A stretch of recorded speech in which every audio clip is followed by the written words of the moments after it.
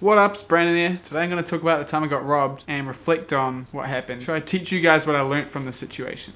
It all started way back in the day when I needed a camera for photography. My parents were kind enough to buy me a Canon 500D. It wasn't easy for them, so they really didn't want me taken to the skate park, but I did it anyway because, you know, that was the real reason I got that camera. It wasn't for photography, it was to film skating.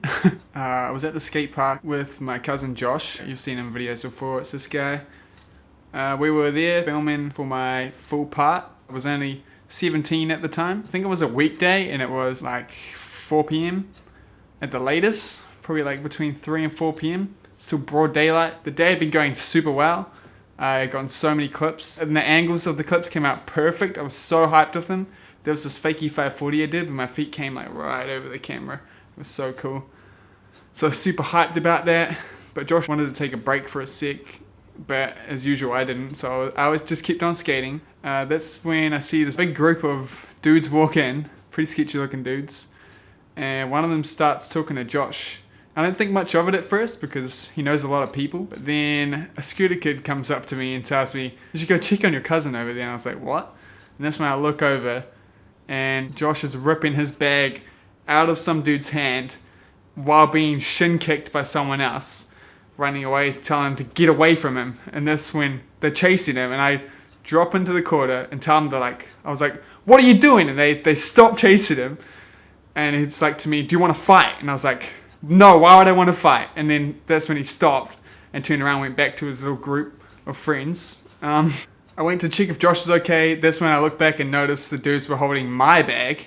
My bag was the jug bag that I still got today. It had my camera in it with a fisheye that I just got. It was my first day trying it out. And stabilizer. It just had a lot of valuable stuff in it. And it had all the clips from that day on it. All the clips. So I go over there and I grab it. And the guy's still holding on it. And I say, "Can you please give me my bag back?" And he just ignored me. So I was like, "Give me my bag back." Just not even looking at me. Just ignoring me. With a group of friends doing nothing. So I was like, "Give me my bag back." And that's when another dude ran at me. So I backed off, of course. And this is when I think I should call the cops. So I start dialing. And I had this weird fear of, for some reason I thought that it wasn't a good enough situation to call the cops. I don't know why. It definitely was. I really wish I called them at that point. But, you know, something put me off doing it. I felt like I was wasting their time. That's when the guy noticed me starting to call the cops. So he ran at me again. So I left and I waved down someone walking past the skate park. Shout out to that dude. He came over, he helped me out. He told me, "Call the police. This is a situation you call the police in." So I called the police. I'm freaking out a bit. It's really hard for me to talk. This is when Josh tells me that one of the dudes had a knife and he had pulled a knife on him earlier and told him to either give him his skates or he'll kill him. That's what he said to him. Which is why Josh was pretty freaked out, as you can imagine. Once the cops heard there was a knife, they asked me if I'd seen it, and of course I hadn't, so I think they didn't take that too seriously. At this stage, the dudes were walking off, strolling off with my bag, and I just had to watch them go. It took the police easily 25-40 minutes to get to the skate park, even though the skate park's on the same street as the police station. So I was very disappointed, not gonna lie. They told me they had a units out looking in the direction that they walked off in. We had to write down statements, and at this stage I remember the cops trying to gather everyone that was involved, and there was a scooter kid that was bleeding from his face, and I thought he'd been jumped or something, but turns out he just hit his head when he was skating. So he wasn't involved. The cops were asking me a statement on what happened, and this is when I really noticed how much memory can fail you in these kind of situations. All the kids around us were just kind of butting in when I was trying to say stuff, and it actually altered how I thought about things and how I remembered the event itself. So I guess that made my story pretty weak when I told them that. After that they left. No one found the dudes with my bags. They just walked off with all my stuff. Never saw it again. It's the only bag like that in New Zealand at the time. I'm 99% sure. Didn't show up at all. So as you can imagine, I was very pissed off. That's kind of where that day ended. I was disappointed about losing all my stuff, but I was even more disappointed about the clips that I'm never going to see again. I worked hard for those clips and now they're just gone. It's funny, I seem to have a thing of something going terribly wrong when I bring something new and expensive to the skate park. As you can imagine, after this me and Josh didn't really feel safe at our home skate park anymore. This is a place that literally felt like a second home to me. Loved the place. It was like, when I was there, I was generally always having like the time of my life. So it was quite a 180.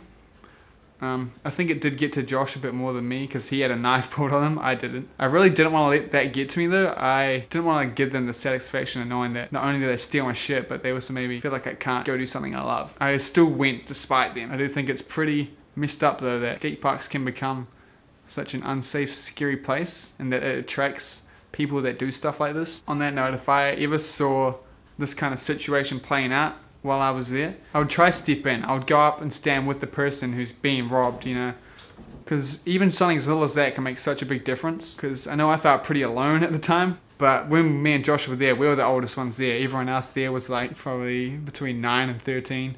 They were all very young, so we were on our own. I know if the skaters were there or any of the other dudes we knew there, they would have stepped in and helped us out. And I do encourage people to do the same. Don't just let this stuff just play out. I mean, don't get violent, but number one thing is, like, your safety is more important than possessions at the end of the day. But don't just watch it happen, because that's almost as bad. Tips, though, for if you're ever in a situation like this is stuff I wish I kind of did. Call the cops straight away. If you ask me, don't doubt that your situation you're in is not bad enough to call the cops, because, you know, I'm sure they won't mind. Could have been a completely different situation if I called them then. Also, if you can, take pictures of the people that are doing this, because your memory will probably fail you and it'll be some good evidence against people. Also, again, don't jeopardize your safety. Your safety is the most important thing. A camera is not worth your life. It can all be replaced, but you can't, you know, so don't just let it happen, but don't get killed. There's a good middle ground there, you know. The cops thought they knew the guy that had a knife, just from the description that Josh gave on the spot. He tracked the dude down and he got him in a lineup, but Josh didn't remember him and he picked the wrong dude. Because I can relate to that, man. I couldn't remember any of their faces. Because at the time you kind of don't take note of that kind of stuff. You're kind of fearing for your life, you know. You're like really on the spot. That's why taking pictures, if you can. I know it's probably the last thing that's going to come in your mind, but I know it would help you a lot in that kind of situation. I did end up better off in the end because all the stuff was covered by my parents' insurance. So I ended up replacing it all, as well as they covered my camera for the price it was when I brought it. So I ended up being able to get a better camera from it. And there was no way I was going to be able to do that if that didn't happen. And I also went back and filmed the clips again. They're in the edit if you want to see it. The angle wasn't quite as good, but I got all the clips back. End of the day. So yeah, that's the story about when I got robbed. I still feel that unsafe feeling to this day, just when I'm skating alone and stuff, which isn't cool. But I still try not to let it get to me. On that note though, hashtag not spawns, but if you want to support me, you should check out this browser called Brave. Brave is a browser that has ad block built into it and has the option of you paying $5 a month and distributing it however you want. You can give it all to a single creator or a website. As long as they're signed up, they'll get all the money. You don't have to spend any money at all though. It can just be used as a browser that has ad block. It is a very fast browser as well. I found this website through Philly D, so it's got a good shout out from Philly D. They've done a deal with me where if you use the link down below, where if you at least minimally use the browser for 30 days, they'll give me $5. So if you do that, I'll greatly appreciate it. Link in the description. Thanks so much for watching. If you want to see more storytime videos like this, leave a comment down below. Also subscribe so you don't miss it. I make new videos every Wednesday and Thursday. And on that note, I guess I'll see you on Wednesday. Peace out.